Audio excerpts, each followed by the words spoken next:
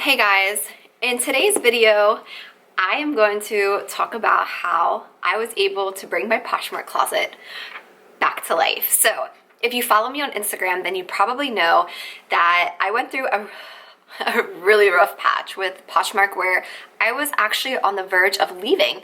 I started selling on eBay and I was making more sales on eBay, but at the same time, I actually enjoy selling on Poshmark so much more than selling on eBay, unfortunately. So I basically made a list for you guys of things that I did to bring my Poshmark closet back to life. So there's 8 things on this list. Now, this video is going to be very long. It's going to be a very talky talk type of video. For anything that I feel like I need to show you guys, I'll probably do like a little screen record and just put it like over here.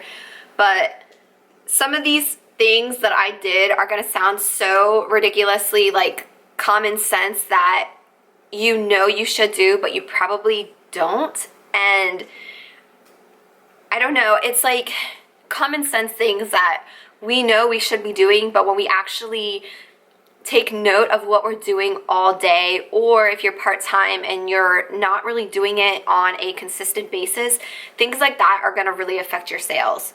So the first thing that I want to talk about is sourcing desirable items. And this does not mean sourcing high-end items. I know a lot of people like to think that you're only going to make sales on Poshmark if you're sourcing high-end items, and that's not true. There's a lot of people out there that are not looking for high-end items. They don't have that type of budget. They don't want to spend that type of money online on something that they can't feel and touch and see for themselves.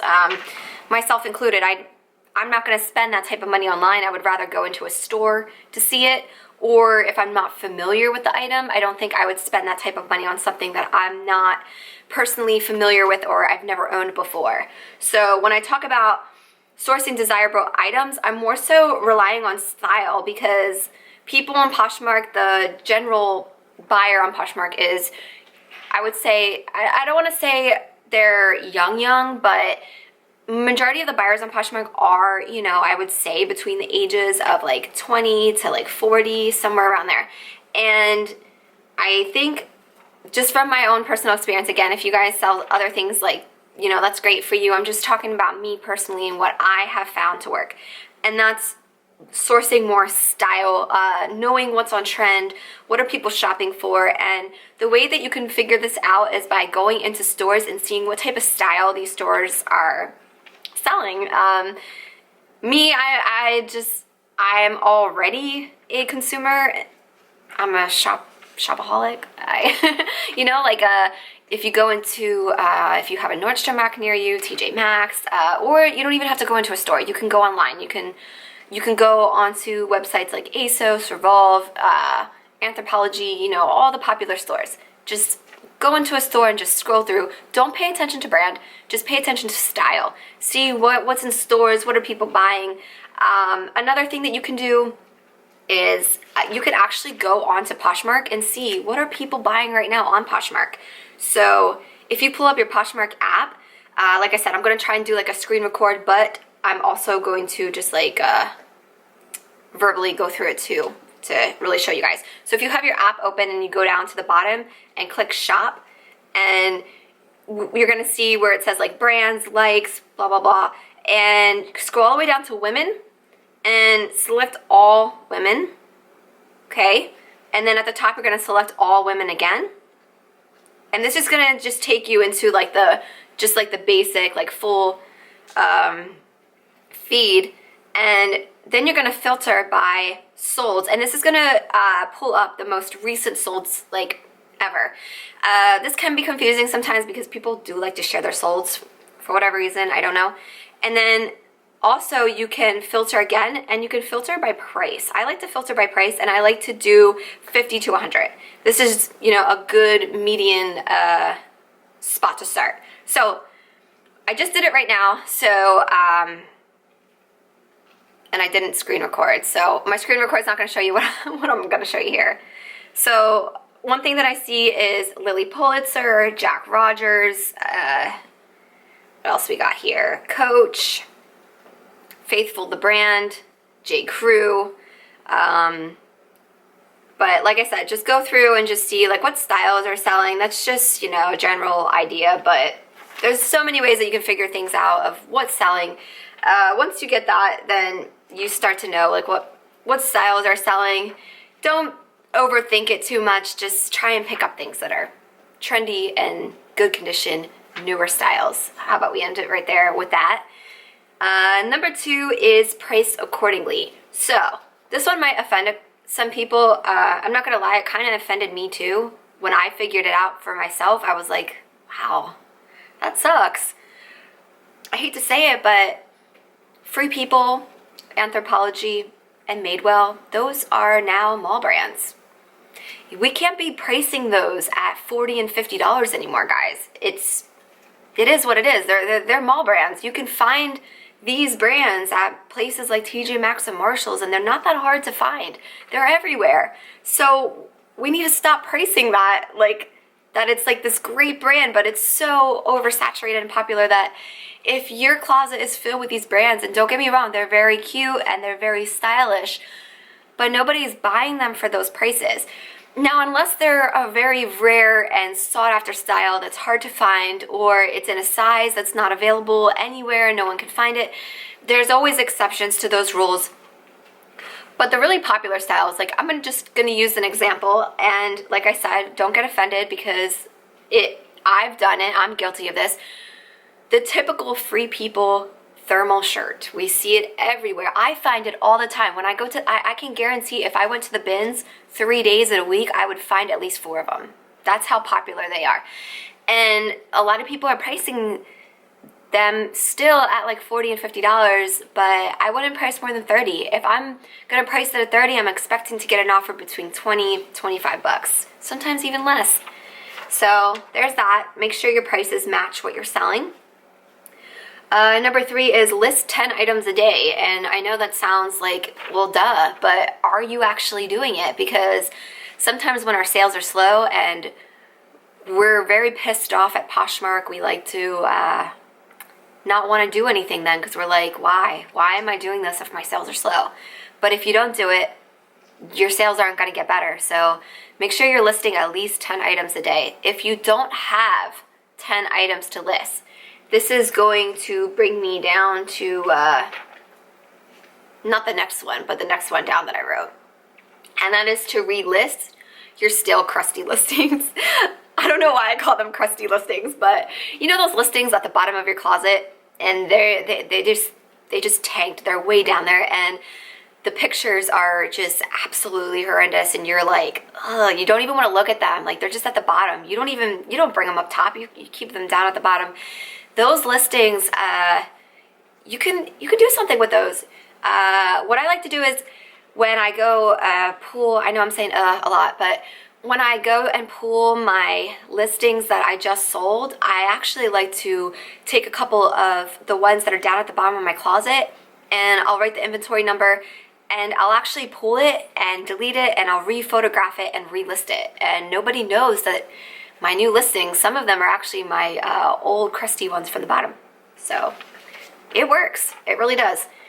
Another thing is to actually share your closet 2 times a day. I'm guilty of not doing that when my sales are slow because, like I said, you get so fed up with it and you think it's Poshmark's fault, but it's not. So I like to share my closet once in the morning, and then I share it again at the evening. If I do come across extra time, I will share my closet 3 to 4 times. But I give myself a rule. I must share my closet twice a day. All right. Next thing is to take better pictures. This is an obvious one. Like I said, this list is just, it's so obvious, but I feel like sometimes we need these type of reminders because we fall victim to not feeling like you want to do these things, but you have to do these to make sales. So take better pictures. If you haven't already invested in a light kit, you probably should. Even if you like to take your pictures in like natural sunlight, which I understand because it's free, but with that light kit, like with the sun, your lighting is just so much better. Your pictures are more vivid and clear, and people will want to buy your stuff. If if your photos are very dark and grainy and you can't really see what's for sale, or you can't tell what the condition of the item is, then most people are going to deter away from buying. All right, next thing is to accept offers. I don't know if you guys have noticed this, but I know I have. The more offers that I accept and the more sales that start coming in, I feel like it just like attracts sales. Like if I accept that first offer of the day, I don't care if it's a lowball offer. I mean, if I'm not profiting, I'm not going to accept it. But if it's a little lower than what I really want, I'm going to still accept, because I know that doing so is going to bring more traction to my closet. Just try it out. Just test it, and I promise you guys, once you start accepting offers, you're going to notice a huge difference, and you're going to start making so many more sales when you accept those offers. Even, like I said, if it's not what you actually really want for the item, if it's $10 less than what you originally would have taken, just take the offer, because you don't know when the next offer on that item is going to come. You might end up sitting on that item for another 5 or 6 months over $10. Like, just accept it, move on. The next one, the next offer, it might be so much better than that first offer. The next thing that I wrote down here that I did is so crazy that it's like, really? Come on. Turn on a bundle discount. If you don't have a bundle discount, turn on, all right, let me explain this a little better. A Poshmark buyer that is not a seller, and they're in your closet, and maybe they want to buy more than one thing, but they don't see that you have a bundle discount on the top, they might actually even think that your closet doesn't do bundles. And it sounds crazy, but I've actually talked to some of my friends, and they were confused about that. They weren't sure if they could buy more than one thing because they didn't see the thing at the top that says bundle. And I totally can understand that.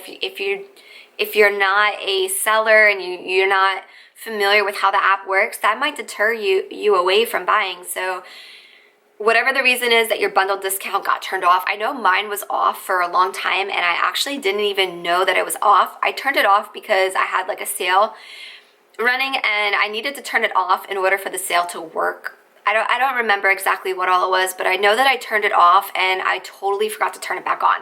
And I had somebody make an offer, or not make an offer, but make a bundle in my closet, and they asked, "Hi, do you have a bundle discount?" And I was like, "Yeah." And I went on and I looked, and I saw that I actually didn't have it turned on. So I turned mine back on. I have mine set at 10% off 2 items or more, which is low, I know, but I like to have it set up like that because I like it to be set at the minimum of 2 items and the minimum of 10%. So that gives me room to make an offer to make my customer feel like they're getting even a better deal when I send an offer, or it also leaves space for them to give me an offer. So I like to leave a lot of room with that. And I think that's everything on my list of what I wrote down. So, like I said, guys, there's no secret to making sales on Poshmark. There's no secret formula. It's not, you need to do this in order to make sales. But I actually will say things have changed a lot on Poshmark. So that's another thing that I just want to talk about. And when I first started, when my first year being full-time, I only had 300 active listings, and that seemed like it was so much, like 300 items, oh my god. And I was pulling in, I want to say maybe like $600-700 a week. And I know that sounds crazy, it does, but that's how it was. And I know a lot of you guys that are watching who are also like OG sellers, you guys have experienced the same thing that I have. And Poshmark has grown a lot, which has invited more and more resellers on the app. People from eBay have left eBay and they joined Poshmark. So the competition is so much greater. And that leads me to my last and final tip for you guys, and that is to build your inventory. And don't be afraid to keep listing. Don't think that all this stuff that you have now has to sell. You need to get rid of all of this before you could start adding new things. Like, don't think like that. Just keep going and just keep adding stuff. right now I have 927, I think, active listings, somewhere around there.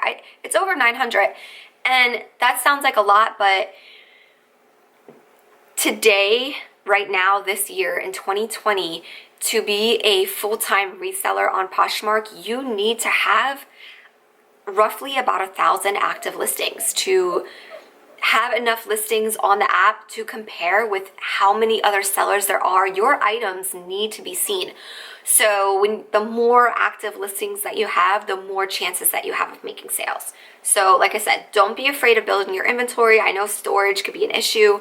I have a storage unit, but if you're just starting out and you're just part-time, I'm not saying you need 1,000 listings for part-timers. I would say maybe half of that, maybe like 300, 500, which is a lot. But like I said, with the competition growing, you got to compete, you got to be competitive. So I hope this video was helpful. Again, I know it's not like big, huge secrets or any weird things that nobody else knows of.